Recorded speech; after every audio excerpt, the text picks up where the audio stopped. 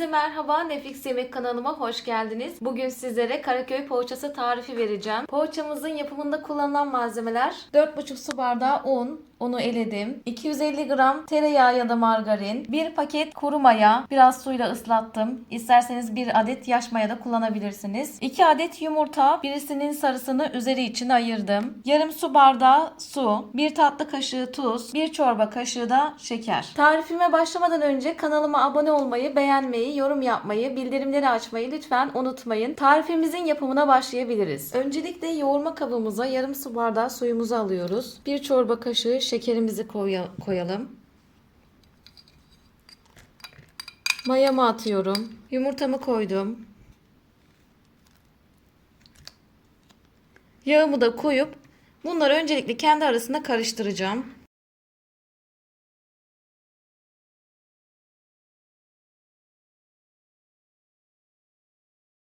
Şimdi tuzumu da ekliyorum. Onu da iyice karıştırdıktan sonra unumu ekleyeceğim kontrollü bir şekilde.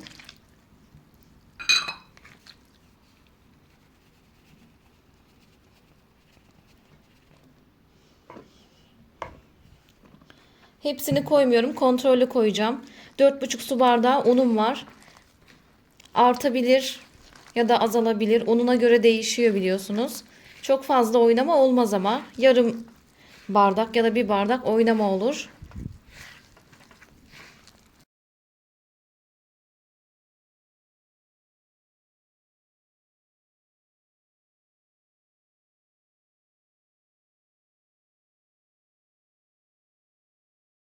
Son unumu da ekledim. Güzelce yoğuruyorum. Ele yapışmayan bir hamur elde edeceğim.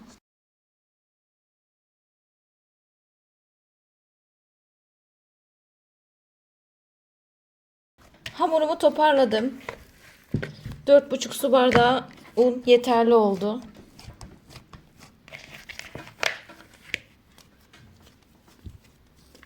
Şöyle ele yapışmayan bir hamur elde ettik.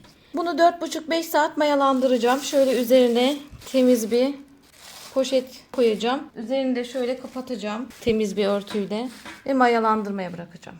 Hamurum 4-5 saat mayalandı.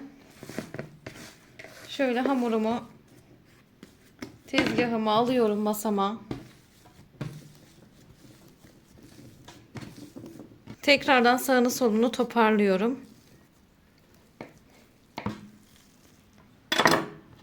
İkiye böldüm.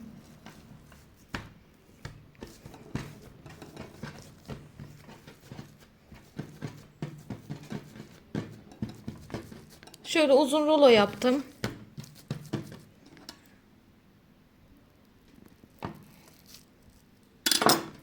Buradan şöyle bezeler elde edeceğim arkadaşlar.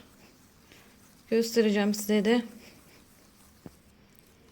Şöyle bezeler elde edeceğiz. Eşit yapmaya gayret edin.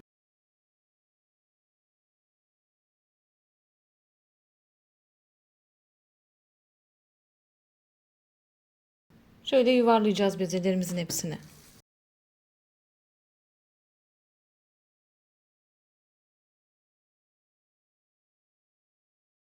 Bezelerimizi daha sonrasında şöyle içerisini biraz açıyoruz. Eğer içerisine bir şey koyacaksak tabii ki sade de yapabilirsiniz.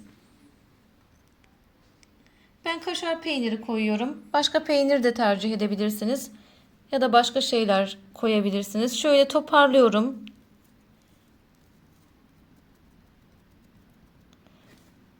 Şöyle pürüzsüz bir hamur olmasına dikkat edin. Belli aralıklarla koyuyorum.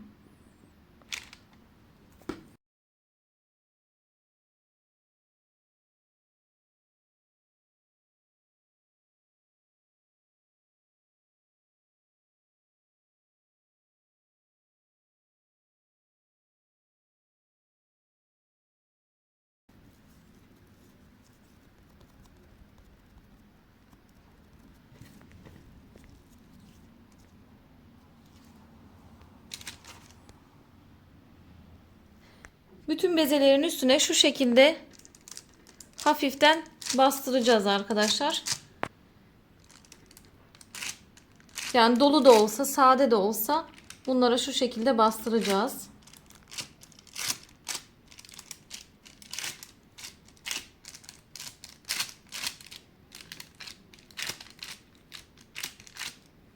Hemen yumurta sürelim.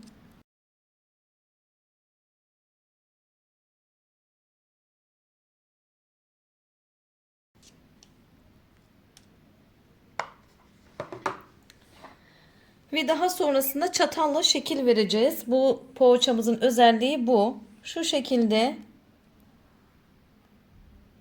çatalla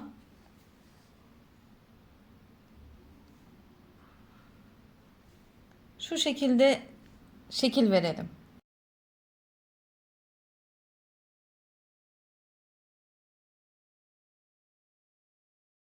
Bu işlemi bütün poğaçalarımıza yapalım. Poğaçalarımızı bu şekilde 30 dakika dışarıda oda ısısında bekleteceğiz, mayalandıracağız. Daha sonrasında fırına vereceğiz. Fırına verirken de bu 30 dakikanın son 10 dakikası fırınımızı 100 derecede ısıtacağız. Fırınımı 10 dakika 100 derecede ısıttım ve derecesini 180'e çektim. Şöyle alt üst kızarana kadar bekleyeceğiz.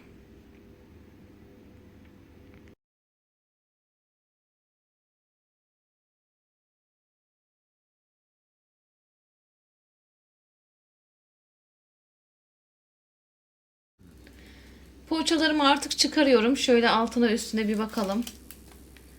Güzelce pişmişler. Artık çıkarıyorum. Üzerine şöyle temiz bir örtü kapatacağım. İlk sıcağı çıksın. İçerisinin pişme derecesine de bakalım. Şimdi poğaçalarımız ilk sıcağını attı. Şöyle içerisini de göstermek istiyorum. Şöyle üzerine bir bakalım çıtırlığına.